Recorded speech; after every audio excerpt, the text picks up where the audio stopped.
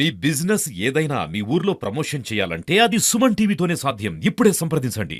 జిల్లాల పునర్విభజనలో భాగంగా రైల్వే కోడూరు నియోజకవర్గాన్ని తిరుపతి జిల్లాలో చేరుస్తూ రాష్ట్ర ప్రభుత్వం నిర్ణయం తీసుకుంది. దీనిపైన హర్షాతిరేకాలు వ్యక్తమవుతున్నాయి. Railway Koduru TDP in charge Mukka Roopananda Reddy ఆధ్వర్యంలో ఈరోజు 10,000 మంది విద్యార్థులు అలాగే అన్ని సామాజిక వర్గాల నేతలు ప్రజా సంఘాలు జేఏసీగా ఏర్పడి ఆ జేఏసీ ఆధ్వర్యంలో పెద్ద ఎత్తున ర్యాలీ తెలిపారు. ప్రభుత్వానికి కృతజ్ఞతలు ధన్యవాదాలు తెలుపుతూ కూడా వాళ్ళు ర్యాలీ నిర్వహించినటువంటి పరిస్థితి. ఈ ర్యాలీలో అనేక మంది కళాకారులు కూడా పాల్గొని తమ కళా నృత్యాలను ప్రదర్శించారు. ఎందుకంటే తిరుపతికి కూతవేటు దూరంలో ఉన్నటువంటి రైల్వే కోడూరు గతంలో కడపలో ఉన్నప్పటి నుంచి కూడా కడప జిల్లా కేంద్రానికి రావాలంటే చాలా ఇబ్బందులు పడేవారు.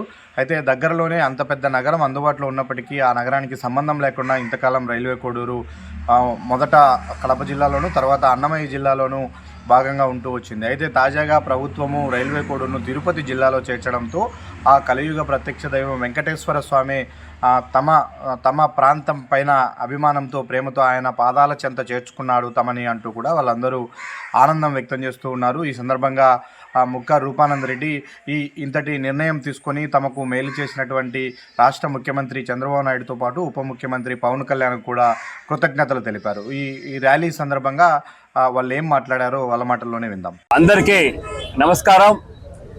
ఈరోజు కోడూరు నియోజకవర్గాన్ని తిరుపతి జిల్లాలో చేర్చినందుకు మన ప్రియతమ నాయకుడు మన ముఖ్యమంత్రి చంద్రబాబు నాయుడు గారికి అదేవిధంగా మన డిప్యూటీ సీఎం పవన్ కళ్యాణ్ గారికి కృతజ్ఞతలు తెలియజేసుకుంటూ మన కోడూరు నియోజకవర్గ ప్రజల తరపున 2,05,000 మంది ప్రజల తరపున వాళ్లకు ప్రత్యేకమైన కృతజ్ఞతలు తెలియజేసుకుంటున్నా. ఎందుకంటే జీవితంలో ఇది ఒక కళలాగా ఇప్పటికీ నమ్మశక్యం కానీ ఈ కోడూరు నియోజకవర్గాన్ని తిరుపతిలో చేర్చడం ఇప్పటికి కూడా నాకు కూడా నమ్మశక్యం కాదు. అది వెంకటేశ్వర స్వామి మనల్ని కోడూరు నియోజకవర్గాన్ని ఆయన పాదాల వద్దకు చేర్చినందుకు అందరికీ ప్రతి ఒక్కరూ ఎవరైతే జేఏసీ నాయకులు ప్రతి ఒక్కరూ కార్యకర్తల నాయకులు అందరూ కలిసికట్టుగా పనిచేసిన దానివల్ల ఈ కోడూరు నియోజకవర్గాన్ని తిరుపతి జిల్లాలో చేర్చడం జరిగింది. వాళ్ళ రుణము మన ముఖ్యమంత్రి గారు రుణపడి ఉంటాం. ఏది కళలో ఊహించిన విధంగా కోడూరు నియోజకవర్గాన్ని తిరుపతిలో చేర్చడం అనేది అది సామాన్యమైన పని కాదు. ఎన్నో ఏళ్ల కళ ఈ విధంగా నెరవేరింది కాబట్టి వాళ్ళకు మనకు ప్రత్యేకంగా మరి ఒక్కసారి మన సీఎం గారికి మన డిప్యూటీ సీఎం గారికి కృతజ్ఞతలు తెలియజేసుకుంటూ సెలవు తీసుకుంటున్నా. నమస్తే.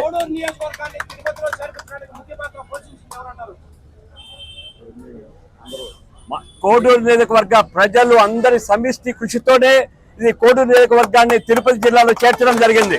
ఒక ప్రత్యేకంగా ఒక నాయకుడు ఒక కార్యకర్త అయితే జరిగే పని కాదు. ఇది కోడూరు నియోజకవర్గ ప్రజల ఆకాంక్షను మన తిరుపతి వెంకటేశ్వర స్వామి పాదాల వద్దకు మన ముఖ్యమంత్రి గారు మన డిప్యూటీ సీఎం ముఖ్యమంత్రి గారు చేర్చడం జరిగింది. మీడియా పాత్ర ఇందులో ఏమి లేదని కొన్ని అభియోగాలు. ఇప్పుడు కోడూరు ప్రజలు ఒక ముఖ్యమైతే దానికంటే ముఖ్యం మీడియా పాత్ర అనేది చాలా ముఖ్యం. ఎందుకంటే ఈ మీడియా ద్వారా మనకు సీఎం గారికి కానీ డిప్యూటీ సీఎం గారికి కానీ ఇక్కడ చేసిన కార్యక్రమాలు తెలుస్తున్నాయి కాబట్టి అది కూడా ఒక ప్రత్యేకమైన వాళ్ళందరికీ కృతజ్ఞత తెలియజేసుకుంటాను. మీడియా అందరికీ నమస్కారం. రైల్వే కోడూరు నియోజకవర్గ ప్రజల చిరకాల కోరిక ఈరోజు నెరవేరినందుకు దాన్ని నెరవేర్చిన కూటమి ప్రభుత్వ నాయకులు శ్రీ నారా చంద్రబాబు నాయుడు గారు మరియు డిప్యూటీ సీఎం పవన్ కళ్యాణ్ గారు కృతజ్ఞతలు తెలుపుకుంటూ ఈరోజు రైల్వే కోడూరు ప్రజలు చేసిన ర్యాలీ ఇంత బ్రహ్మాండంగా విజయవంతమైంది. ఇక కూడా రాబోయే రోజుల్లో రైల్వే కోడూరు కావాల్సిన అభివృద్ధిని తిరుపతి జిల్లా ద్వారా సాధించుకోవాలని దానికి నాయకులందరూ కలిసి ఐకమత్యంగా ఉంటేనే అది సాధ్యమని ఈ సందర్భంగా తెలియజేసుకుంటూ మరొక్కసారి మా నాయకులకి కృతజ్ఞతలు తెలుపుకుంటూ సెలవు తీసుకుంటున్నాను. డిప్యూటీ సీఎం గారికి మన సీఎం గారికి రైల్వే కోడూరుని ఆ వెంకటేశ్వర స్వామి పాదాల చెంతన చేర్చినందుకు వారికి కూడా నేను పాదాభివందనం చేసుకుంటూ సెలవు తీసుకున్నాను. Thank you.